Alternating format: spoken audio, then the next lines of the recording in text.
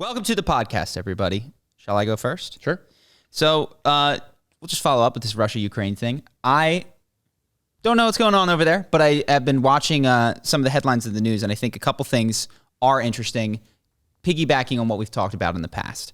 There's a lot of the demoting of Russian state media stuff on social media sites. So I think Facebook has started to demote it in their algorithm. Twitter is saying this is Russian state propaganda. Reddit has quarantined the Russia subreddit due to misinformation. And this one I actually don't put in the same category, but Netflix is no longer streaming these sorts of like Russian channels. And it is the editorial power, and we've talked about this in the past, that these companies are expressing while not being liable for DMCA kind of stuff, suits for the things that some of their users post, to me, remains and has been a problem. We just see them exerting tremendous amounts of power over what's propaganda, what's not. You know, the fact checkers that they have obviously come from a place, which is America, with a value system, which is ours. If you had Russian fact checkers, they would find very different facts on the ground. And interestingly enough, the penalty, I don't know if you saw that there was that little clip that was going around about Snake Island. If you saw that there were these Ukrainian, service people on, I believe it was a military base. I don't know if it was a military base. It was at this island. And there was a Russian military attaché that was coming at them, and they said surrender, and they said go fuck yourselves. And the story that was out for several days, which was repeated by the president of Ukraine, was that they died heroically. Turns out that it's likely, or as of right now, that they did not die and were in fact captured, which is a very different story. One is like, martyrdom and we have to fight Russia. And the other is the Russians got to call to fuck yourself and still showed some restraint and took these people captive. I think that is, if this is the case, that is certainly misinformation, certainly untrue, and would constitute propaganda, which no one will be checked for, suffer for, or have their Twitter account dinged for. And yeah, there is also, though, like pretty obvious propaganda, unless people just haven't uncovered the concentration camps in the Ukraine, which is that Putin's saying that he's doing this because Nazis have taken over Ukraine. And he's doing that because there's still a lot of anti-Nazi sentiment in Russia because of World War II. So he's saying Ukraine is run by Nazis and their own citizens want to be liberated. And so then you have soldiers who live in Russia and get Russian news and therefore Russian propaganda going in thinking that they're going to get applauded by Ukrainian soldiers. So there is legitimate propaganda occurring as well. But that's what I'm saying. There's propaganda everywhere. And I'm not saying that it's in the same amount or the same material outcome in the world, but it's what we talked about. If you set the speed limit at 25 miles an hour on the highway and then have a body that enforces who speeds, what you effectively have is a body that decides who's right and who's wrong. And just the idea that there is propaganda that is being policed, as opposed to propaganda tilting in one direction that is being policed, which I think is just important to recognize. Yeah. I'm not if saying anyone goes and watches the Charisma On Command breakdown of Jon Stewart, they'll see that Jon Stewart does make a good point, which is that he was at one point the misinformation when he was saying that he didn't think Iraq had WMDs. He said that the evidence wasn't compelling. The New York Times was writing all about how it was. The U.S. government was saying that there definitely were, and he was just saying, this doesn't hold up when I talk to experts that aren't on the payroll.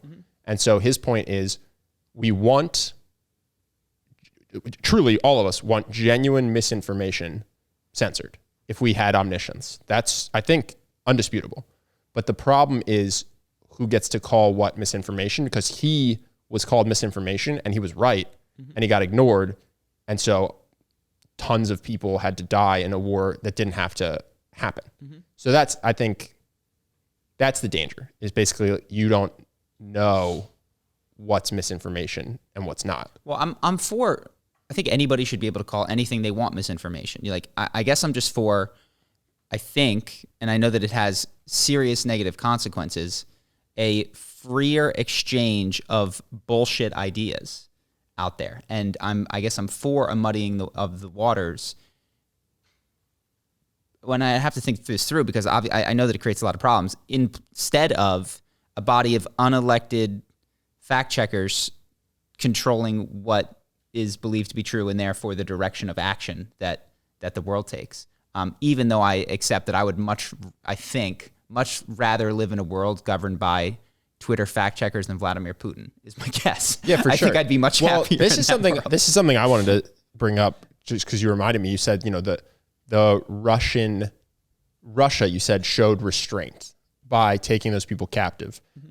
I think it's a error people are making to call Russia an entity. There's Vladimir Putin, who I think everybody is kind of on board with, is a dictator. His own people seem terrified of him. There's that public. I don't actually even know, and I would hesitate. Like, I know that there probably are many people who are afraid of him. I think you could argue because of the state-controlled media, but I think he's quite popular in terms of inside of Russia. Maybe not with this particular move. I don't know, but I think that you can, from an outside, say, so for instance, children were bombed during this invasion of Ukraine. Mm-hmm. That's an evil act. Civilian people were bombed. They weren't soldiers, right? Though the people that did that bombing are not the same people that maybe showed restraint and spared those Ukrainians on that island.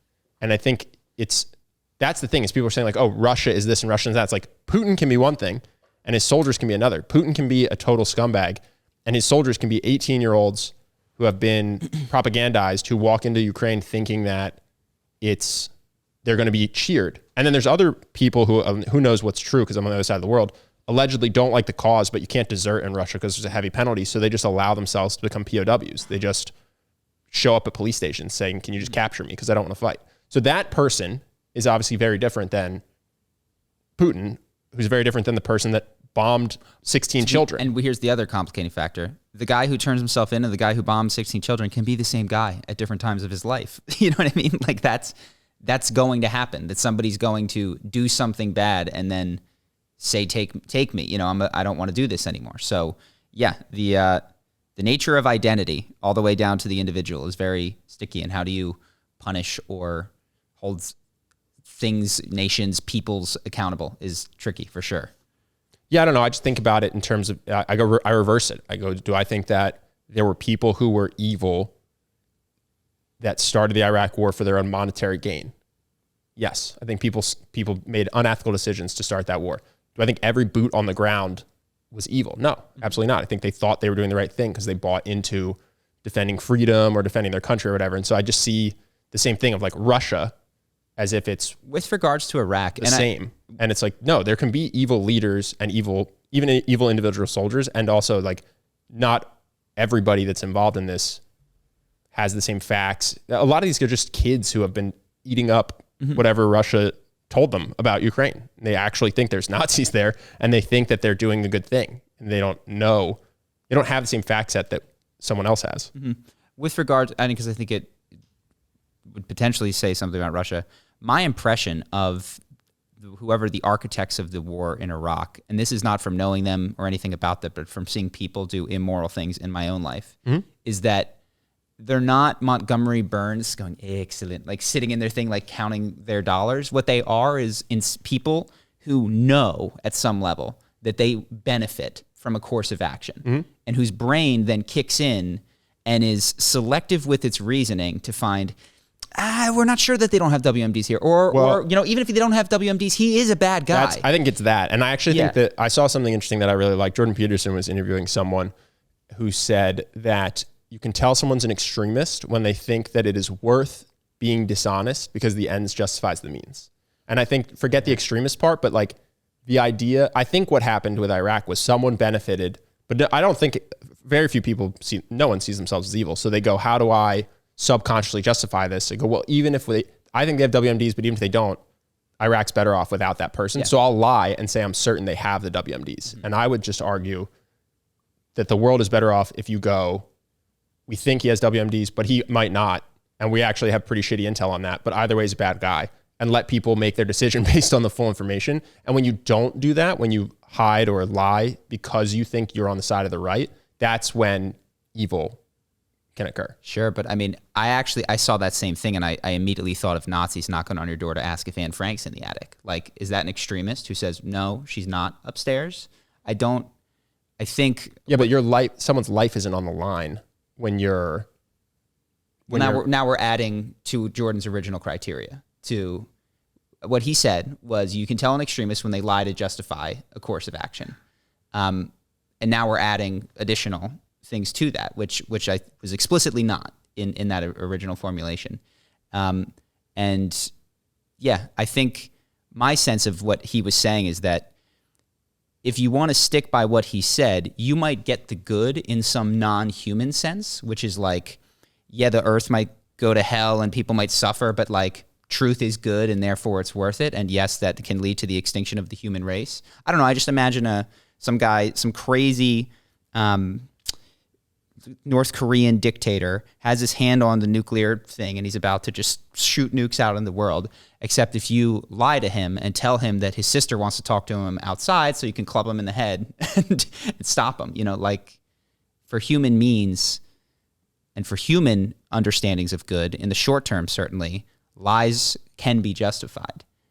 It's just perhaps in that cosmic sense of good or truth that. Well, and I guess it depends where you start. Because if you start in that instant, but if you had started 100 years ago, you probably wouldn't have that guy being the leader with his hand on the nuclear bomb. If you take a super long-term view and everybody tells the truth all the time, it's awesome. You know what I mean? But what I think starts happening in the short term is, like we've talked about how lies are debt, I think, at least on the main channel. I've talked lies are sort of a form of relationship debt where you say, I'm going to enjoy this moment right now in exchange for having to pay this back later. And what you kind of do when you continue to tell lies, you just roll the debt back. Bit. I mean, again, I'm not an expert. My impression is that's what's happening in Russia, is that everybody no one ever told Putin no, or that he had a bad idea. Mm-hmm. And so now we're dealing with nobody told him it was a bad idea to invade Ukraine and that he shouldn't do it. Mm-hmm. Potentially. Yeah. And I really, in terms of what is happening, I want to state clearly that I have no idea. And that's, if there's anything that I feel, is that I just wish more people felt like that. I got into a little bit. I love arguing with my parents about this. And, my sense was all these people have opinions about Russia and Ukraine that could not have found Ukraine on a map 3 days ago. Mm-hmm. They couldn't have named a single city in Ukraine. They might have known Moscow. And now they think Zelensky good, Putin bad, all of these opinions, as opposed to what is interesting, and I found myself doing the same thing, focusing on locuses of control with clear, helpful and unhelpful things in their own life, such as, and I yelled at my parents, I said, for years, Thanksgiving, I've been eating salmon, and you guys have been eating turkey. You've never been interested in why I don't eat animals. You've not asked. I've once or twice told you the thing, and you have, I think we all have, used this stuff going on out there to busy and distract ourselves to avoid focusing on the real sacrifices we could make to be helpful actually in our own lives. The book that I had read by Last Psychiatrist has an interesting theory, which I don't know is true, but I felt it in myself, is in positions where people are powerless, they seek knowledge. And so I kind of found myself this week more than ever reading the news because I had this vague fear of World War III and losing things. And so to compensate for the fact that I am utterly powerless over if that happens, I wanted to know about the 40-mile-long convoy outside of Kiev. I was like Googling shit. Yep. And I just saw myself, compensating for my total lack of power. Yeah, and I also think it circles back to, is there value in performative virtue? Mm-hmm. So and by that I mean there is a type of virtue where you actually help, where you donate charity, or in the case of Ukraine, a government sends supplies or medical aid or troops or something of that nature. That's having an impact on the world. And I saw a video everybody was really hyped about where a Russian foreign leader is trying to give a speech to a group of people from, I forget if it's the UN or the EU, and 120 diplomats get up and leave the room. And I was interested in the fact that everybody's applauding that. It's like, what a great show of unity with Ukraine, because it doesn't help Ukraine. And so I was just wondering, is that helpful? And am I missing something to show how united we all are rallying behind Ukraine if it doesn't come with supplies, medical aid, troops, something that helps on the ground? Mm-hmm. And maybe I'm wrong, my instinct is like, no, this is for show. Well, I think the idea of the performative stuff, which is propaganda, is that it motivates actual behavior that does count. And I think in the aggregate, mostly with the help of the news, who reported everything from that to some international taekwondo thing revoking Putin's black belt. Like, who gives a damn? But I think the aim, unconsciously and not coordinatedly, but certainly it's summing up to this, is to create just this wave of we're winning, he's bad. And I actually think the big propaganda that is important, and Donald Trump understood this, is that you have to make the fight seem like you're winning, or at least that it's winnable. And I know that at the beginning, it was like the popular consensus was they're going to roll through them. It's going to be no problem. And so I think a lot of the initial stuff is everybody's on our side. It's going really well. We do need help, but we're going to win. This isn't a critique. This is a genuine question that I have and have had in the past. When there was the protests against police brutality in LA, I saw people show up to a rally, take a photo, post it on Instagram, and leave. They didn't do anything. They didn't sign any petitions to make change. They didn't circle back to it ever after that day. And it's very performative. But I guess I'm asking, like, is there any value to that they're trying to convince people that they care about this issue, and therefore anyone who follows them is, I guess, being re-exposed to the idea? Is that valuable? Or is it really just like, no, you have to go donate to lawyers that are going to help change the laws, or you have to do something that changes the world beyond perception? I don't know, but that's what that reminded me of when everybody walked out. I was like, oh, this reminds me exactly of the people who took photos, the Instagram photo, and then just bounced, didn't even stay at the protest for more than 20 minutes. I think the question that I would ask is not, is this valuable? Maybe it is. It's, what's the opportunity cost, right? You're going to fill your time and your thoughts and your actions doing something. What are you not doing with this time and action? So, take the Instagram person, like all of the things that you said. So is it useful insofar as it moves the needle and motivates someone somewhere to do something that counts? Yes. Is that the best use of your time, or anywhere near the best use of your time in order to help people in the world? Absolutely not. No, and I think it's probably better that the diplomats left than that they sat there and listened. But it just was interesting to me to see everybody saying it's so great to see the world rally around Ukraine. And in my mind, I was thinking, well, let's get a list of the countries that are sending something to Ukraine. Like, that's who's rallying around Ukraine. But then I thought maybe I'm missing something. Maybe there's great value in the world seeing a diplomat leave a room and then having their country do nothing to actually help the war front. I don't know. This is something I'm thinking about. It is also like, there are people in the world, Elon Musk is up there, Putin certainly at the very, very top of the list, that have just tremendous power. Elon Musk said, we're going to try to get you internet, and 48 hours later, convoys with fucking internet terminals show up. Now, I'm not saying that the entire country is going to be turned on because of Starlink, but just crazy that there are some individuals like Putin with such insane power to affect the lives of other people on a whim. I don't have any takeaway other than that's not me. I can't do that. Elon's crazy. I mean, I know everybody hates him because he's a billionaire and that makes him evil, but it is interesting to watch him. He trying to get internet to the Ukraine. I guess at one point people were saying if this, Putin could threaten the International Space Station, and Elon just said, "Don't worry about it. I got you. Like, I'll just keep it operating. SpaceX will take care of it." It is fascinating how his power, which everybody hates him for, does allow him to make a massive impact that I think is positive in the case of this current Ukraine situation. Winding this down, just the thought that I'd written, which I would say is that the feeling of receiving truth and receiving propaganda is exactly the same, right? It feels like what's happening in the world. And we talked about this with the two tracks of whether you have a partner that is going to be wonderful and a partner that is going to destroy your life. They look exactly the same from the inside. And that's kind of my point with this all the propaganda stuff. And when I hear people use the word propaganda so about them, the other side, the Russian-controlled state media, with no reflection, I am aware that their process of finding propaganda is going to make them sheep in some situations.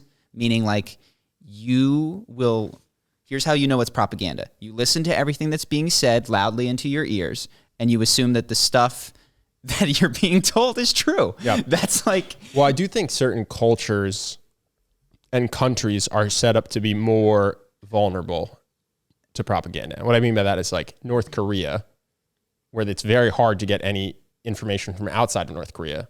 It's probably going to be more vulnerable to propaganda that is far from accurate compared to a country where you are getting information that is from your country, but also other countries, and where there's people traveling across the borders. And so it'd be really hard for the US to convince you that France is full of monsters and there's no humans there and it's giant spiders. And then a person comes over from France and goes, no, I'm from France. We have people there. So I do think, and like North Korea is the most extreme example. I think Russia and China are on the further extreme. And I think the US is less so, which isn't to say we don't get propaganda. We absolutely do, but not all propaganda is created equal, and not every country is the same in terms of their ability to access information outside of their country and their government's approved information. Yeah. Well, what you said is kind of why I'm disturbed with any sort of censorship, which is like if propaganda feels the same as truth, what's a process by which you can distinguish that? And it's like the freer and more open the information is. Now, a problem that comes with that is that it makes it very easy for people to muddy the waters, confuse things, and disinformation can become an issue. But it's the only way to deal with propaganda and truth looking the same is to full faith in your government and the powerful institutions therein. Yes. Also, I want to say a quick note. Apparently people don't know when I'm being sarcastic. I saw some comments that took very literally some things I said sarcastically. So just as a good rule of thumb, if you hear me say something and you disagree with it strongly, you just assume it's a sarcasm, even if it's not. That's what we'll say. So if you have a violent reaction to something I say, it's sarcasm. If you agree with me, I was being genuine. We'll go with that rule just so that can clear us from confusion. I saw a comment. I was like, what? It was about when I said, it's because NATO are the good guys. People were like, what? I was like, dude, I'm literally laughing as I say this. But I get, some people to be fair, we have shared history. And one of the running jokes that we have is a friend of ours had watched American Sniper and talked about how amazing it was and how he had all these kills. We're like, yeah, but like, bro, he was in some other person's country shooting people. Like, this would be like a British soldier in America during the Revolutionary War or whatever, racking up a ton of kills. And it's not an identical analogy, but you get the point. He's over there. And he's like, yeah, but he was killing bad guys. And so that's just a shared understanding that you and I have when we use the word good guys and bad guys. It's also a global platform. Like, obviously, it's going to be hard to detect humor if you're listening to this and you're not a native English speaker, which I think could be the case. Maybe. So what I'm saying is, if you ever disagree, sarcasm. If you agree with me, genuine. Very easy rule of thumb going forward. Beautiful.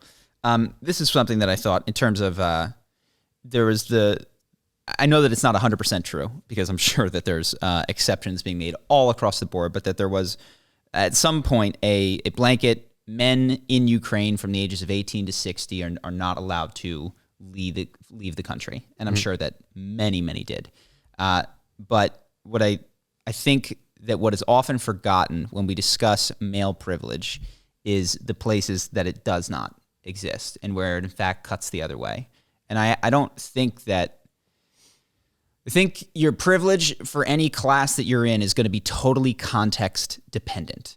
And we have, being in peacetime and not having had anyone in the selective services in America drawn up since Vietnam, which is, by the way, only men who are above 18, have forgotten some of the contexts where it sucks to be a guy. And that's not to say that it is net harder or net less hard than it is to be a girl, but certainly when we talk about equality, I don't see anyone advocating that people ages 18 to 60 not leave Ukraine. No, surely I think the people who are advocating for equal rights probably want both genders drafted at the same numbers in World War III. And this is my thing. So oftentimes what has happened is that the in-group, whoever it is very aware of the places that they are below the average line. You know, we don't make as much, we don't this, we don't that. They are blissfully unaware of the places where they receive advantage. And that is one of the points, I think, of a lot of people who talk about privilege, is that you don't see it, which again is not used self-reflectively to find like the places. I actually think there's one area where that's not the case, and it's the one that people talk about the least, with the exception of billionaires, I guess, which is wealth. Wealthy people do have their own problems, and I'm sure there are uniquely only wealthy people have to deal with. But on the whole, I think that is where most of the time things are going your way. And when the world tries to divide, like, oh, it's not fair to be a man, or it's not fair to be a woman, or it's not fair to be a certain race, or whatever that is, I often feel like what they're missing is this socioeconomic is the worst. When you talk about it with police brutality and things like that, with race or whatever, it's like, no, it's when you're driving a Maserati, that's when you're the safest from police violence. This is what I was referring to when I said I'm sure some people are getting out between 18 and 60. Like, certainly the rich guys are. Yeah. No, and dude, I had a guy in college that I knew who was Russian, I think, who was supposed to be serving in the army, but his dad was insanely wealthy. And so he paid someone to take his identity over and serve in the army for him while he came to the US to go to college. Mm-hmm. Like, that's privilege. And I think this, this like, oh, it's male privilege, it's female privilege, it's white privilege, it's black privilege. It's like, no, there's the biggest area of privilege is wealth. And it's when you deviate from that in terms of what you're talking about, I think sometimes you miss the bigger picture. Mm-hmm. Yeah. And there's some areas where that privilege is earned, justified, and we don't want to level it. Not necessarily with who gets to leave the country in a time of war, but there's definitely going to be some areas where, like, we talked about Elon having a tremendous amount of power. You can argue about how much, but certainly when it comes to steering the decisions of his companies, is uniquely positioned to do that because he has won in so many capitalist games, and I think by providing value to his customers and organizing organizations such that they are capable of doing that at scale. So when he makes a decision that says, let's build a flamethrower, let's send some terminals to Ukraine, he gets to do that because he's got a track record of success in steering these organizations. Oh yeah, sorry, that wasn't to say that wealthy people are bad. It was mostly when people talk about specifically government programs that are supposed to help people, and they'll say we should only help LGBTQ people. We should only help women, people of a certain race. We should only help people. And I go, why don't you just help people who need help because of their financial situation, and don't help people who fit that demographic but are very well off because they're good. I think yours closes in, I agree with you, obviously, closes in more tightly on the problem. But then, of course, when you help people that don't have money, it's, well, why don't they have money? And if there are people that have had opportunities and using them poorly, or, so there's... Well, yeah, I mean, I think if I were setting up a program, it would have more than that, with the exception of UBI, which would probably not have any more than that. But yeah, if I were doing, if I were in charge of government funds, it would be more than that one sentence. But I'm saying when you talk about one sentence and it's not that one sentence, I think it's missed the mark. Yes. And beyond that, I actually think even we've talked about this, like the real privilege is just being happy. There's somebody locked inside Ukraine right now that can't get out that is happy. And there's some billionaire tech mogul who's thinking about killing himself after he exited Ukraine, and he's miserable. And you go, well, whose life do you want? And if you're smart and you've done reflecting, you want the happy guy, presuming that lasts over a period of time and isn't just this, right now he is on heroin or something. So he feels really good about himself. Let me see if I have anything else. Yeah, just a quote, which, because Naval Ravikant said this, which is, safe societies devalue their young males until the wolves are at the door. So that's what I got. What do you have? Cool. Not related to that at all, but I had an interesting conversation with somebody I'm close to that made me reflect. So basically, I'm Jewish. Someone close to me expressed concern for my safety because they had read that anti-Semitism is on the rise in the US. It's never been higher.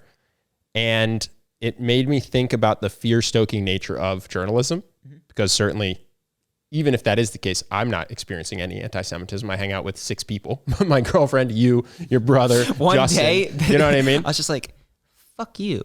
And Charlie just goes on record hating Jews. No, but I dug into it because I was curious. I said I wasn't under the impression that this is true. I don't feel unsafe. Maybe I'm wrong. So I looked up the information. I found some headlines from places that had done statistical research. 2021 had the highest level of anti-Semitic incidents in the U.S. since 1979. So that's a lot of anti-Semitism. It's the most in 30 years or 40 years. More than 2,100 acts of assault, vandalism, and harassment. Seems like a high number, thousands. The total Jewish population is 6 million Jews. When you do 2,000 acts of assault, vandalism, and harassment over a population of 6 million, it's not that many Jews. Is anti-Semitism a bad thing? Absolutely. Some people are hateful and they suck. But I think we have a news machine that wants to make money. The number one thing that gets shared is things that enrage you. And so they make headlines like anti-Semitism on the rise, rampant, never been higher, so that you'll share them. But the actual number is not, it's not meaningful at all. And it reminded me of another one that we did privately offer about trans violence from Time Magazine. Anti-trans violence and rhetoric reached record highs across America in 2021. 2021 was the deadliest year for transgender and gender nonconforming people in the U.S. on record. Those are the headlines. Crazy problem, transgender violence. At least 50 trans and gender nonconforming people were killed in 2021 alone. That's the quote from the article. Which is like 50 trans and gender nonconforming people in 2021 alone with an exclamation point. That's from Time Magazine. Okay, so 0.6% of the U.S. adults identify as trans. So that's roughly 20 million trans adults. 50 killed in a year out of 20 million is below the regular murder rate in the U.S., which is 7 out of every 100,000 people. So just based on normal math, you'd expect 1,400 trans adults to be killed every year. Yeah, and maybe they misspoke and said as a result of their trans status. I don't know. I don't think so, because then in the article it says half of these people were actually misgendered at first. We didn't even know they were trans. We had the number at 25, and then we dug in further and we found out it's 50. So I don't think they were killed with a note that said this is because you're trans, because otherwise they wouldn't have been. They would have misgendered. They would have just known they were trans. Is it hard to be trans in the U.S.? I am so positive that it is. Are you more likely to be murdered in the U.S. if you're trans? Not based on the math I found. And maybe the figures I found are to wrong. Be clear, not based on the article that said this is a problem, raise the alarm. Well, maybe my murder rate is off. Yeah. I don't know. Maybe, but I'm just saying the news is trying to make money off enraging you, basically, and off of making you scared. And it'll have headlines about how it's the worst year ever. But when you dig into the math, it's not at all. And I won't go into every news story, but there's tons of news stories that are like this. There was the wage gap math that didn't take into account decisions that people make about what industry to enter. And there's every major media story that involves the math is pretty bad as I dug into it. And I won't go through all of them, but it just was a good reminder of like, yeah, don't let the news make you scared with their bad math and their fake headlines. Well, there's not a how stats can lie to you 101 that seems very important for people, just not for the news, but for business, for all sorts of things, to be able to hear a number and instantly say, like, for what I thought was, well, my guess, and a guess that I have is that hate crime reporting is also on the rise as a cultural awareness and upsetness with hate crimes increases. Well, that's my now I go from having an opinion to having a genuine question. That's my question about like autism. Why? Yeah. Is autism is on the rise and Asperger's is on the rise. And I actually don't know, is that because of diet? Is that because of pollution? Is that because of something? Or is that because we didn't know what this was 100 years ago? And so diagnosing in 1920, people just, they were going, I don't know what's going on with this person. And now they go, oh, this person has autism. We understand it. It's something that we can work with because of the progress we've made in identifying it and identifying how to help people who have it. So I don't know if autism's on the rise or if we're just better at identifying what diagnoses. it is. And that's the truth, is what we know is that the diagnoses are on the rise. And that's what I don't have an opinion on. I just recognize that could very well be the case, that it's because we're getting better at figuring out who has autism. I feel like this is just a constant point of our podcast, which is probably boring at some point to listen to, which is just people think, myself included, we know way more than we do because we have such, we're told that we do. We're told that shallow knowledge is sufficient and that all you need to know is a headline or a thing, and then that makes you an informed citizen somehow. And oftentimes I find myself just saying, I wish people circumscribed their certainty and their area of understanding to things that they had higher percentage of knowing and then higher percentage of acting upon and improving. Yeah. Well, and I think two things are true. I think some groups get a worse experience than others in terms of how they are bullied or talked about by the people around them. But I also think everybody gets bullied, and you only know what you were bullied for. And so then your personal experience biases you to think that that's like the thing that people get treated the worst for. And so if you're overweight, you think that people in middle school are really mean to people who are overweight. And if you are a different skin color than everybody else, whether that's white in a majority black school or black in a majority white school, you think that race is the thing people get bullied for. And if you're just a nerdy kid with acne and glasses and braces, then you think that's what. And so everybody gets treated shitty because some very small part of the population sucks and bullies people. And then you take that childhood stuff into your adulthood and you go, the world is specifically cruel to only this group, because you didn't necessarily pick up all the other people around you that were also getting bullied for other stuff. Does that make sense? 100%. And I do think some groups get it worse than others, but I notice that a lot in people.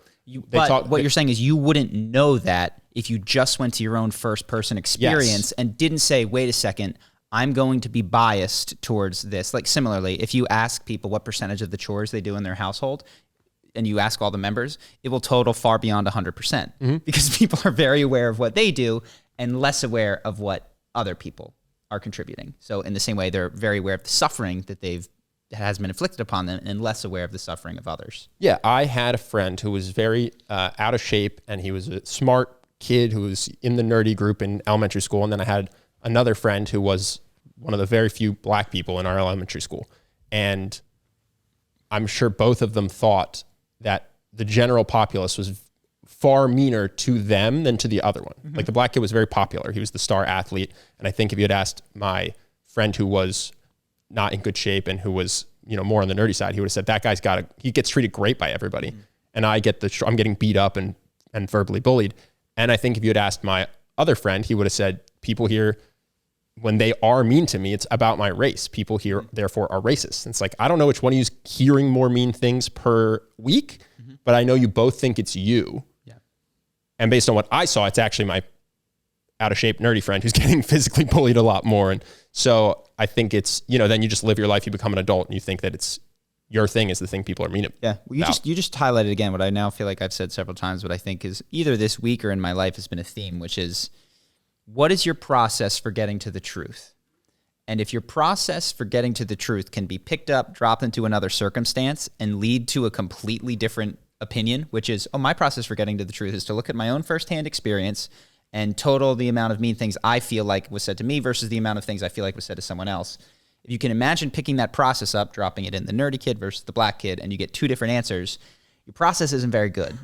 You want something that has a bit that is going to point you in the same direction, whether you're born nerdy kid or black kid or in America or in Russia, so that's the question of how does one build that robust process for getting to the truth? And I think it's with deep self-reflection and checking your own biases and being very skeptical of things that you're told but can't confirm, which all the stuff that we kind of talk about. Very good. And did I have one more? Oh yeah, I had one more. This is the most random thing I've ever talked about, but I just found a YouTube video about this guy. You ever heard of Nikocado Avocado? Heard of. Do you know what mukbang is? Yeah. I literally hadn't heard of mukbang until I watched this video. It's a deep dive into this guy, Nikocado Avocado, and his life. And he went from a 150-pound vegan to a 350-pound non-vegan because his means of income is mukbang, which people don't know. I'm super mispronouncing this word for sure, but it's when you eat a ton of food while you live stream yourself and you talk to your audience. And that's how he decided to start making money. And so so then he dropped his vegan thing, and then he was gaining weight for a while, but denying it. He's like, I'm probably still around the same weight, and weighed himself, and he's 200 pounds. And he said, I'm going to shut down the YouTube channel when I hit 300 pounds. Then he hit 300 pounds. He said, fuck it. Now I'm just going to go for 400 pounds. And it's, no. Yeah. It reminded me a lot of the recent article we were talking about that was about how the US culture pushes people towards things that make them unhappy. You remember the article we were talking about? Yeah. And he basically just keeps chasing views and money while getting obviously physically unwell. But because his money is tied to it, he has said he thinks it's a genetic disorder. He thinks it's water weight. He's going to go to a doctor soon because something's going wrong. He's got to be kidding. I mean, you wouldn't want to be, if what he shows on camera is true, you wouldn't want to be this person. He cries. His boyfriend cries. Boyfriend says, I've been miserable since I met you and I hate meeting you. And he says, I was going to say, this is someone who was deeply disturbed prior to this incentive structure being introduced into their life is the only way that this could happen. Well, so I was watching it. I was just fascinated. I was like, wow, it is crazy because I want to live forever to imagine somebody trading obviously years and years of their life away on the back end to make money. And then I thought, I wonder how I do this, because anytime you see something that you think is crazy, there's a chance that you have it in you. And do we all do this to some degree? Like, can we all look at our lives and think about how we trade health or happiness for money? And that's what really stuck with me. I was like, where am I, this 150 to 350 pound person in my own life? Yeah. But it was just a crazy story to watch, because it is very, it's well captured. He's got it on video, the whole transformation of him just basically killing himself for the accumulation of wealth. And now he's wealthy and he could shut the channel down and doesn't, which is the other interesting thing. Is he that wealthy? There's wide spans on YouTube. I don't want to cut this story off, but do you remember LAHWF, Laugh? He did Chatting With. Somebody did a video on him and where he's at now. He recently took a job as an Amazon factory worker because he's broke. Wow. Yeah. And he left that job, said it sucked, but he's going to like work at the movie theater nearby or something like that, which is crazy because he was... What happened? He was very successful with pranks, early with pranks, and did his own sort of thing. Moved that to the Chatting With. Views started to go down, and I think with his channel there wasn't the sponsorship regularity because of some of the types of content, and there wasn't an associated product. And I guess there wasn't that core fan base. That's fascinating, because I thought he had cracked a new niche. I thought he was the king of a new solid niche, which was instead of talking to celebrities. I didn't realize because I hadn't checked my Instagram in a while. Apparently I would have gone on. I didn't mean to. He had messaged me 2-3 years ago when we were in Santa Monica. Oh yeah. I didn't know to check any of that stuff. You want to go on now? I don't think it exists anymore. Yeah. That's so strange. I really thought he had nailed that. He was the first person that instead of talking to celebrities was like, I'm going to talk with people, a homeless person, a heroin addict, and we'll get like the real living take on this instead of something we only see from afar. You know, talking to someone who is schizophrenic. I thought he was gonna crush it. Yeah. Well, we saw some of the views. I was like, damn, like, smart, like a regular person with an interesting title. Yeah. In any event, yeah, there's YouTubers that are not making a lot of money, and there's YouTubers that are making insane money selling their makeup kits or whatever, and there's everything in between. And the size of their audience or their biggest video is not a good tell into that. It's a he bought a ballpark. Yeah, Nikocado Avocado bought a multi-million-dollar home, so I think he's doing okay. He's got a Bro, people make crazy financial decisions. Just so you know, yeah. People make insane financial decisions that you would never make given their status. So that actually doesn't tell you much. You've got the Ace family, who I think is making tons of money, but is getting their home, I think, like repossessed by the bank, and they're embroiled in all these lawsuits. People make decisions that you would find insane with regards to finances. Yeah, I'm not a big debt guy. Yeah, so I'd consider myself a Nikocado Avocado expert. Oh, really? Wow. I'm a huge fan of his channel. Oh, tell us. I think his thumbnails are irresistible. I've never heard of this guy. Tell me if I got anything wrong or if you have any extra color. So he's extremely self-aware. I'm 100% positive of that. I think he knows he's killing himself, but there's not much he can do. I think he loves making money. I think he's super about hustling. He has like 6 channels because they frequently get demonetized. I think his CPM is probably god awful, and I think nobody wants to sponsor him because he's such a liability. He has like his own merch line. He has a Patreon, which he's really fucking great at selling. And how is he great at selling it? He just entices you. Like he gives certain tier bonuses that are like extremely like exclusive. Like you can be like an exclusive producer, and he has like a phone where you can text him whenever you want. Really? I'm looking up his Patreon right now. Also, I didn't realize he's got a lot of views on these videos. Yeah, I didn't realize 2 million plus views a video. He's recently been blowing up because a lot of kind of like H3. Oh, and like his shirt says people. It's just water weight. Yeah, and it's a joke.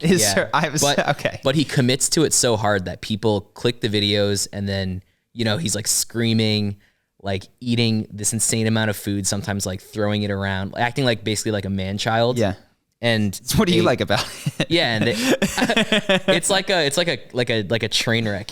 Well, that's what I was. Is that part of the draw? It's not for the food. It's for in like a morbid way. Yeah, it's for watching him kill himself and make himself. So is it watching someone destroy their life that is like basically like I just think it's fascinating. Oh like my gosh. the pull of like, I think he mentioned once he grew up kind of low income. Like he was adopted from Ukraine.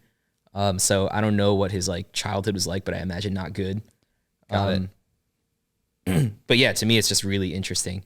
And also he makes like hour long videos, right? And there have been like quite a few times where I've watched it like the entire hour through, and he rarely cuts. So to me, it's just like the talent of being able to capture somebody for an hour with no cuts is like, anyways. That's impressive. Yeah. No, I mean, I just saw one of his recent videos on Channel 3 is I had a heart attack last night. So it's very clear.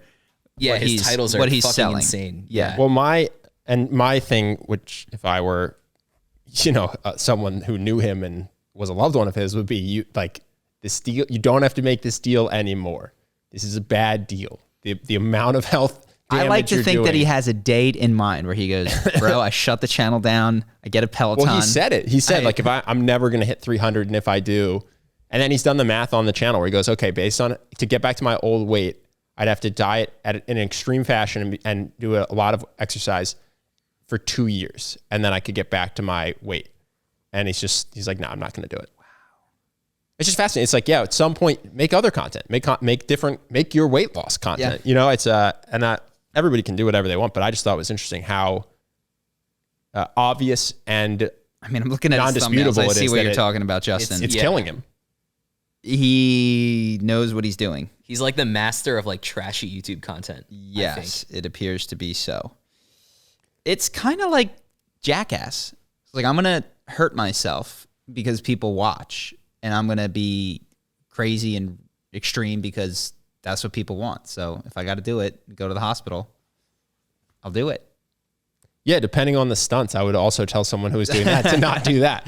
If you're going to do one that's like cheeky funny, like we're going to get a bear on a chain that's not going to be able to reach you, but it'll seem like it almost can, it'll freak you out. Sure, do that. But I wouldn't, if you're going to do one where they launch you head first into stuff and you get concussions for money, I'd say this isn't worth it. Yeah. Like, especially after a certain point. If you're saying I'm completely destitute, money is the number one thing that causes me stress and sadness in life, and I'm going to do this until I have $100,000. I go, okay, maybe that's not bad math, but it's like you have millions of dollars, a big audience, just pivot to anything that's not actively killing you. Sure. You asked where people are doing it. I do think it's with regards to stress. Now, some people need to because the speed at which they will die if they stop making money is faster than the speed at which the stress is going to kill them. But certainly for many people above a certain wealth threshold, it's the amount of stress that they introduce into their lives via work compared to the marginal utility of each dollar that extra stress earns them is that decision on a smaller scale. Yeah, no, that's where I landed too. And if you're a parent who's working 2 jobs to support a family and you are pulling together $40,000, this isn't you. Mm-hmm. It's the person that's a partner at a law firm that is 40 and just had their first heart attack. Or maybe hasn't, but is like stressed. This is a literal person. Okay. This isn't a fake person. Had a heart attack. I think it was at 42 with a net worth of 8 figures. Maybe that was only quote unquote $10 million and future earnings of tens of millions of dollars. I go, dude, retire. Yeah. You have 10 mil. I get you're going to earn another 20 mil. Yeah. You just had a heart attack. You're 42. Stop. It's not like the math is no longer good. This isn't a good deal anymore. That's a real person and there are real people out there like it. So yeah, that's kind of what I thought as well. It's not health in the obvious way of I gone for 150 pounds to 350, but it is that stress. I think that's anything that takes you out of blue zone living, which is like, I don't have the time to eat well, even though I have the money to do it, or I don't have all of that stuff. What else you got? Is that it? That's it. Cool. Let's do some questions. Nikocado Avocado asks. Would you guys talk to him if he came on the pod? I don't really know what I'd ask. I would talk to him. Justin would. I would talk to him for an hour. I would talk to him. I have questions. I do have questions. I just don't know anything. Why do you still do this?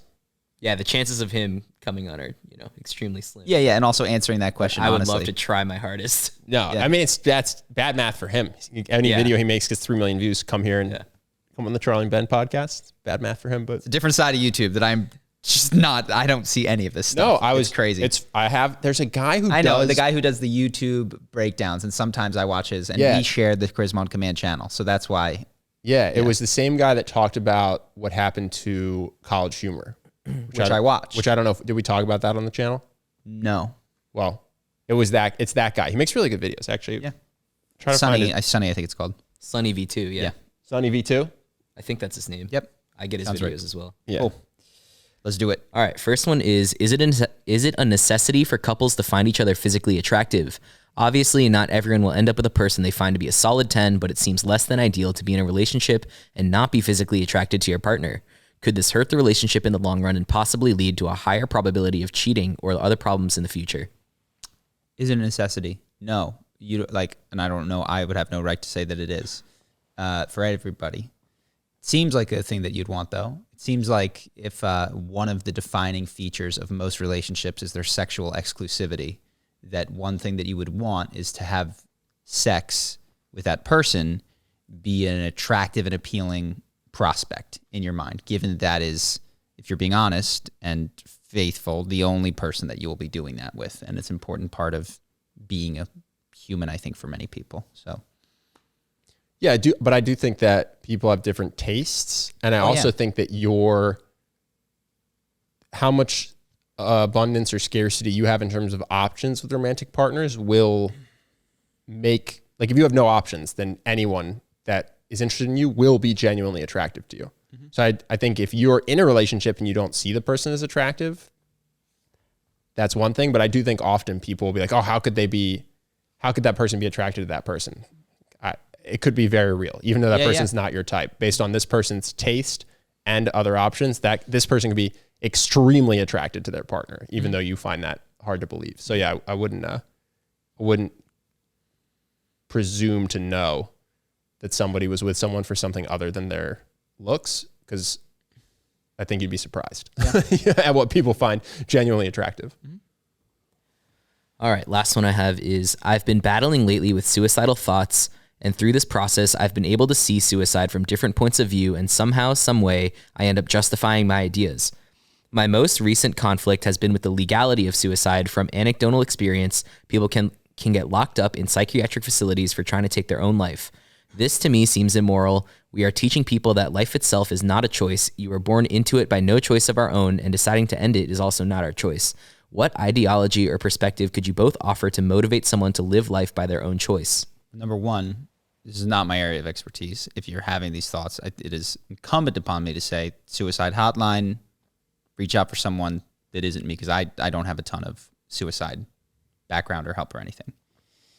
That said, I'll try to take your question at face value. I think it is definitely immoral that we stop people from checking out of life when they feel, especially in those at the end of life, Dr. Kevorkian style. I think that's like so tragic that we hang on to the last remnants of life. Now, if it were up to me and I were steering this, I would have a bureaucratic process by which someone was legally cleared to do it in order to prevent, because this is what the law is for, to prevent suffering, not of that person, but of the harm that it does to those around them, which I think is real. Well, and also I think there are people who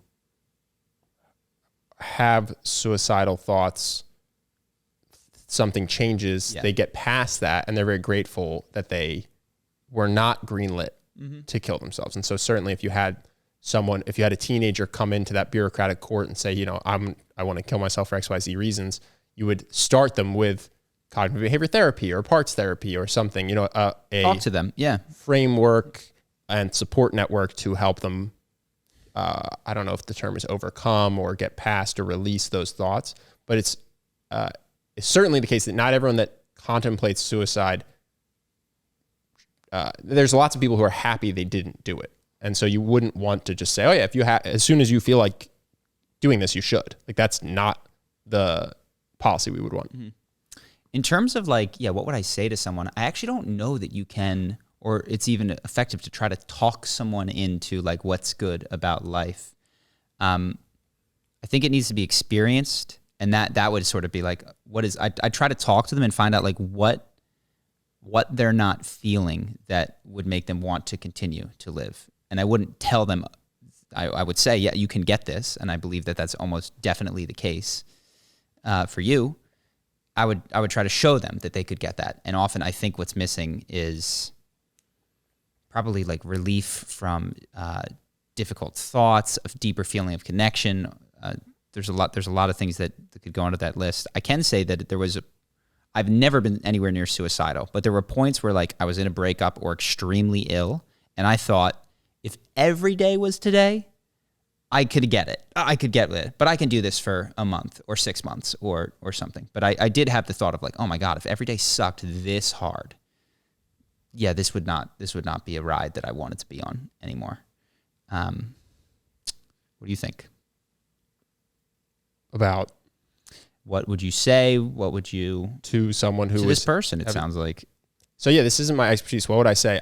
What I say is there's a lot of people who have been in your position who haven't done it and are extremely glad they didn't. And I know it feels like this will never get better and this will never pass, but that's not the case. And that's very hard, I'm sure, for you to believe, but there just is a lot of data around people who have felt this way at a period and then don't feel this way.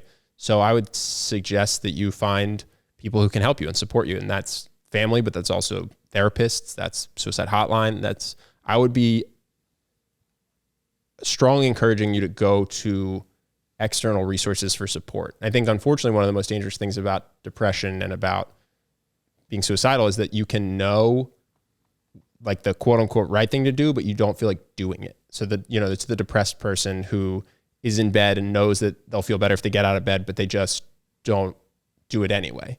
So it's tough to motivate yourself to do it. But I would say, yeah, go find resources that can help you and support you, and loved ones in your life that can support you, or people on suicide hotline who are there purposefully to support you. Mm-hmm.